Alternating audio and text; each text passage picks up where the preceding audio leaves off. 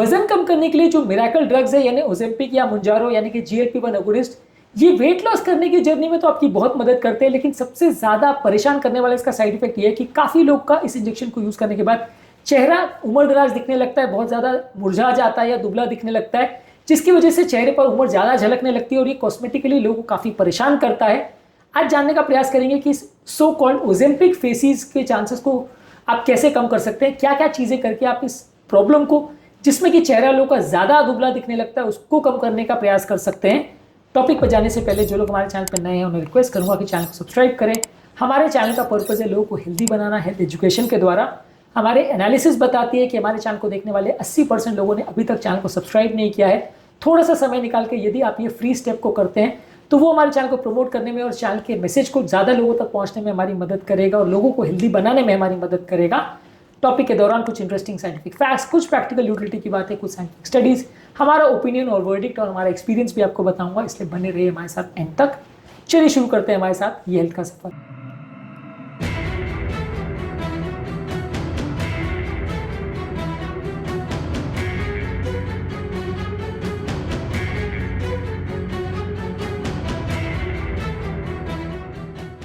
Ozempic faces ज्यादातर बहुत rapid weight loss जिन लोग का होता है उनको ज्यादा देखने को मिलता है। तो यदि कोई व्यक्ति ग्रेजुअली अपना वेट लॉस करे तो उसको इसके होने के चांसेस कम होंगे।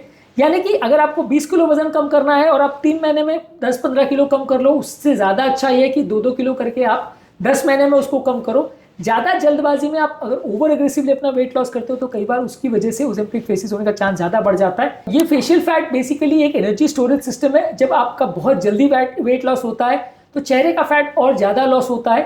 जितना ज्यादा आप वेट लॉस करोगे और जितना ज्यादा जल्दी आप वेट लॉस करोगे उतना ज्यादा आपका ओजेम्पिक फेसिस होने का चांस बढ़ सकता है। इसके अलावा अगर आप बहुत एक्सेसिव वेट लॉस के लिए अगर इंजेक्शन का प्रयोग करते हैं तो उसमें भी इसके होने का चांस ज्यादा रहता है। 2023 में एक स्टडी में बताया गया था कि जो लोग बॉडी वेट का 10% इससे लूज करते हैं विद इन 6 मंथ्स, उनका 38% तक फेशियल वॉल्यूम लॉस ज्यादा होता है। कोई भी वेट लॉस का तरीका आप यूज करो इसमें ये हो सकता है। ऐसा नहीं है कि ये वेट लॉस सिर्फ इस इंजेक्शन की वजह से ही होता है, पर अगर आप बहुत जल्दी वेट लॉस करते हो और 6 महीने के अंदर आप 10% से ज्यादा बॉडी वेट लॉस करते हो, यानी कि अगर 100 किलो का व्यक्ति अगर 10 किलो से ज्यादा वेट लॉस अगर 6 महीने के अंदर करेगा तो फेशियल फैट के लॉस होने का चांस थोड़ा ज्यादा देखने को मिलता है। इसकी वजह से आदमी उम्रदराज या बहुत ज्यादा थका हुआ सा महसूस होने लगता है। आपका चेहरा देख के लोगों को ऐसा लगता है कि इसकी उम्र बढ़ गई है। तो ये एक इंपॉर्टेंट साइड इफेक्ट है। इसलिए बहुत अग्रेसिव वेट लॉस मत करिए और बहुत जल्दीबाजी में वेट लॉस मत करिए, बहुत ज्यादा वेट लॉस मत करिए। थोड़ा सा टाइम देके अगर इसको अचीव करेंगे तो ज्यादा फायदा मिलेगा। इसके अलावा ये जानना और समझना जरूरी है कि ये जो फैट लॉस होता है ये पूरी तरह से रिवर्सिबल हो ऐसा जरूरी नहीं है। कुछ MRI बेस्ड स्टडीज ने बताया है कि जो लोग का बहुत रैपिड वेट लॉस होता है वो कई बार डोज को कम करने के बावजूद भी और पूरी तरह से अगर इंजेक्शन को बंद भी कर दो तो भी फैट पूरी तरह से रीजनरेट हो जाए ऐसा जरूरी नहीं है। इसलिए डेफिनेटली ये थोड़ा सा सीरियस इशू है, क्योंकि अगर आपका चेहरा पतला हो गया तो इंजेक्शन को बंद कर देंगे तो तुरंत मोटा हो जाएगा, वैसा जरूरी नहीं है। तो इसलिए कई बार ये साइड इफेक्ट लोगों को परेशान करता है और वो कई बार परेशान हो जाते हैं कि इंजेक्शन यूज करने से हमारा चेहरे पहले से खराब दिखने लग गया। तो ये ध्यान रखने की जरूरत है कि आप पहले से इसको प्रिवेंट करो तो ज्यादा अच्छा है। अगर ये हो गया एक बार तो फिर पूरी तरह से इसको रिवर्स करना इतना आसान नहीं है। स्लो और स्टेडी वेट लॉस करते हैं तो उसमें ये प्रॉब्लम्स होने का चांस कंपैरेटिवली कम है एज कम्पेयर टू वो लोग जो 1 kg पर वीक से ज्यादा वेट लॉस करते हैं।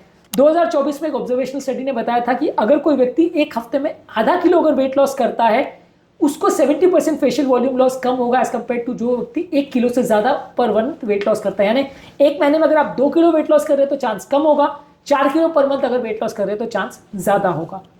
इसके अलावा जब आप वेट लॉस करें तो आपको मसल्स को प्रिजर्व करना जरूरी है।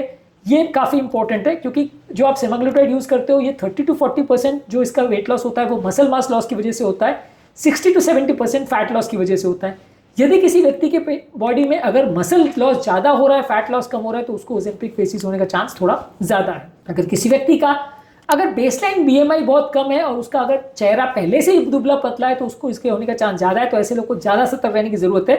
जिनके चेहरे पे ऑलरेडी फैट बहुत ज्यादा है, बहुत मोटा या गोल चेहरा है, उनको इसके होने के चांस कम है। जिनका चेहरा पहले से दुबला पतला है उसको होने का चांस ज्यादा है। एक बार अगर ये हो जाए तो इसमें कई तरह के कॉस्मेटिक या डर्मेटोलॉजिकल ट्रीटमेंट्स आते हैं जहाँ पे फेशियल डर्मेटोलॉजिकल इंटरवेंशंस और चेहरे में फिलर्स का यूज करना पड़ता है, डर्मल फिलर्स का। ये कई बार काफी लोग इसके लिए यूज करने लगे हैं जिनको ओजेम्पिक फेसिस का प्रॉब्लम होता है। पर एक बार अगर ये हो जाए तो उसको रिवर्स करना काफी मुश्किल है, इसलिए इसके बारे में पहले से सतर्क रहना जरूरी है। और इंपॉर्टेंट स्टेप्स को फॉलो करना जरूरी है। फेशियल फैट को प्रिजर्व करने के लिए आप बॉडी के प्रोटीन पर ध्यान दीजिए। आपको बहुत ज्यादा प्रोटीन खाना है, हाइड्रेशन को प्रॉपर मेंटेन करना है और ग्रेजुअल वेट लॉस करना है, जिससे ओजेम्पिक फेसिस होने का चांस कंपैरेटिवली कम रहेगा। इस मामले में आपको डेली रेजिस्टेंस ट्रेनिंग करनी है, जिससे आपका बॉडी का मसल मास मेंटेन रहे। इस मामले में आपको हाई प्रोटीन डाइट लेना है, जिसमें 1.2 टू 1.6 ग्राम्स पर केजी बॉडी वेट आपको मसल मास बढ़ाने के लिए प्रोटीन खाना है। यानी 60 किलो के व्यक्ति को 70 से 80 ग्राम प्रोटीन दिन भर में खाना है, जिससे कि आपका प्रोटीन बॉडी में कम ना पड़ जाए। इसके अलावा आपको हाइड्रेशन प्रॉपर मेंटेन करना है, ताकि चेहरा ना लटक जाए। कई बार अगर बॉडी डिहाइड्रेटेड होती है या पानी कम होता है तो उससे भी आपका चेहरा के लटकने का चांस ज़्यादा होता है, तो हाइड्रेशन प्रॉपर मेंटेन करिए। इसके अलावा ऐसे खाद्य पदार्थों को ज़्यादा खाइए जिसमें विटामिन सी, जिंक और अमीनो एसिड हो। ये चेहरे के कोलाजन को बढ़ाने में मदद करते हैं। इसके अलावा कुछ लोग कोलाजन के सप्लीमेंट्स भी ले सकते हैं, हालांकि इस मामले में क्लियर कट एविडेंस नहीं है कि इससे फायदा ही होगा, पर कोलाजन सप्लीमेंट से भी कुछ लोग को फायदा हो सकता है। इसके अलावा आपको स्मोकिंग और अल्कोहल नहीं करनी है, इससे भी आपका स्किन की एजिंग फास्टर होती है और ओजेम्पिक फेसिस का चांस ज़्यादा होता है। अगर कोई व्यक्ति बहुत ज़्यादा धूप में अगर रहता है और सन का एक्सपोजर बहुत ज़्यादा करता है तो उससे भी इसका होने का चांस बढ़ जाता है। इसके अलावा रेगुलरली आपके फेस की एक्सरसाइज करें और फेस को मसाज कर सकते हैं, इससे आपका फेस के मसल्स का टोन इंप्रूव होता है और सर्कुलेशन इंप्रूव होती है।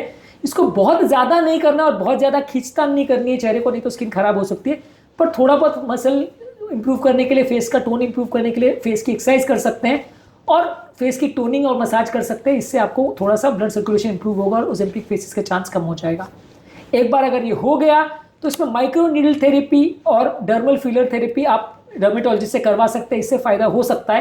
पर ऐसा ना हो और इसकी जरूरत ना पड़े तो ज़्यादा अच्छा है। ओजेम्पिक फेसिस कौन कौन से फूड प्रोडक्ट से ज़्यादा होता है और कौन कौन से फूड प्रोडक्ट खाने से कम होता है, इस पर ऑलरेडी हमने एक अलग सी वीडियो किया है, इसको आप जरूर देख लीजिएगा। ओजेम्पिक फेसिस किस किस रिस्क फैक्टर पर डिपेंड करता है, ये भी एक अलग वीडियो में हमने डिस्कस किया है।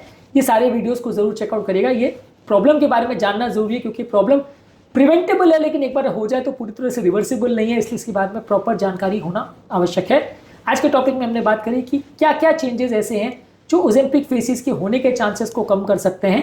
उम्मीद करूंगा कि आज के टॉपिक में कुछ नई बातें जानने को मिली होगी। जो लोग हमारे चैनल पर नए हैं उन्हें रिक्वेस्ट करूंगा कि चैनल को सब्सक्राइब करें। हमारे चैनल का पर्पज़ है हेल्थ एजुकेशन के द्वारा लोगों को हेल्दी बनाना, और इस मिशन में आप हमारे सहभागी बन सकते हैं। चैनल को सब्सक्राइब करके, वीडियोज़ को लाइक करके आपके कमेंट्स हमें जानने में मदद करते हैं कि आपको हमारा कंटेंट कैसा लग रहा है, प्लस हमारे मोटिवेशन और इंस्पिरेशन का भी काम करते हैं। इसलिए वीडियोज़ को देखते रहिए, शेयर करते रहिए और हेल्थ के सफर में हमारे साथ आगे बढ़ते रहिए।